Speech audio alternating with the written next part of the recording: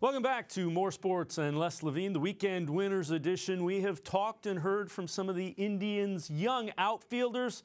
Let's put that into context, make sense of what this lineup looks like and where those outfielders may fall. Time to bring in cleveland.com's Indians reporter, Joe Noga. Joe is coming to us from the cleveland.com studios. We appreciate the time. What about this lineup? There are some challenges without question.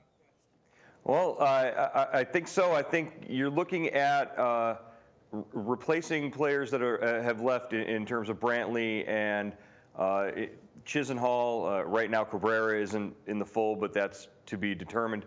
You're missing about 25 home runs, somewhere in the neighborhood of 110 to 115 RBIs, and the on-base percentage for the group of players who are going to have to step into that role is significantly lower than it was last year. Having said that, the lineup does have some young guys that the Indians are going to give the opportunity to show that they belong. You know, they're pretty tight up top. You know, with Lindor and Ramirez, you're doing pretty well. As you get down into the middle and the bottom part of that order, there are some guys that could do it but haven't yet done it. Is that what the Indians are thinking? There's enough of a chance there that they could very well end up with guys that can come through and take advantage of the opportunity that's sitting in front of them. Right. If you're Chris Antonetti, if you're Mike Chernoff and Terry Francona, you're waiting for guys like Tyler Naquin to step forward and say, hey, I'm an everyday right fielder. I'm an everyday big league player. Put me in the lineup and prove it and hit his way into doing that. The same thing with Greg Allen. Greg Allen has all the tools and all of the necessary equipment to be that everyday guy. He just has to step into that role and perform. And that's what these first couple of months of the season are going to end up being is that proving ground for those young players. You talked about Jordan Luplow earlier. This is a guy he's got 64 games of Major League experience. Now, the numbers project really well. He pretty much every other hit that he gets is an extra base hit, high doubles, high home runs, particularly at the AAA level. He was the 2017 Minor League Player of the Year for the Pirates. This is a guy who, if he takes that next step, could be a nice piece to have. But on last year's Indians roster, Jordan Luplow is no more than a fourth outfielder. Yeah, that's without question. And you could say that about Greg Allen. You could say that about Tyler Naquin. So it's a year where the Indians are going to let some of the young guys show if they belong in the major leagues. Here's a question. If it's not working out, they will probably still be in the thick of the Central Division because nobody's going to run away from them, especially with their pitching.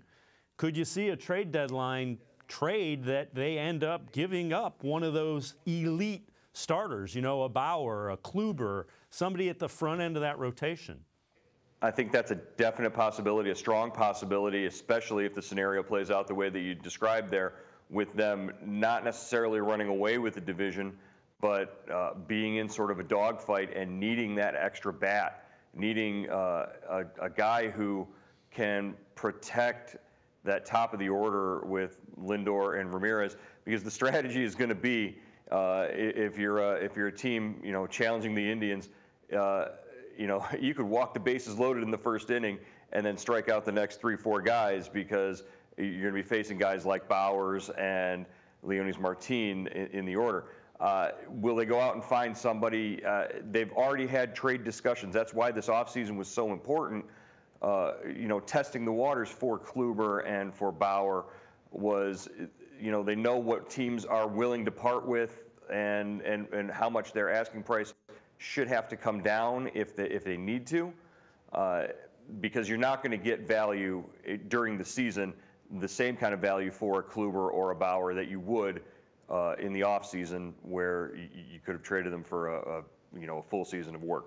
The other challenge would be is if somebody gets hurt on one of those contending teams, you may get more value, and that's the give and take. The interesting thing is, what do you take from spring training? A lot of times the Indians know who everybody is going to be. Terry Francona has said you can get in trouble if you base things on the numbers in spring training.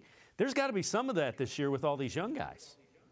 Well, hey, just look at last year's spring training. Jason Kipnis was one of your leaders in all of baseball in home runs during spring training. So, yeah, don't put a lot of stock in the numbers in spring training. But, you know, look at Greg Allen, and in spring training games, you could even let Greg Allen bat leadoff in a bunch of games and see if something clicks and he can work out there, and that would give Terry Francona a lot more flexibility with his lineup if he could move Lindor down and put him, you know, at the 3 spot, maybe drop Ramirez. It would give the Indians a little more flexibility on their day-to-day lineup if Greg Allen could step into that leadoff role and prove himself. And spring training is a good time to figure out if he can do that. Joe Noga, we appreciate the time from the cleveland.com studios. Pitchers and catchers report in less than 2 weeks to Goodyear, Arizona for spring training.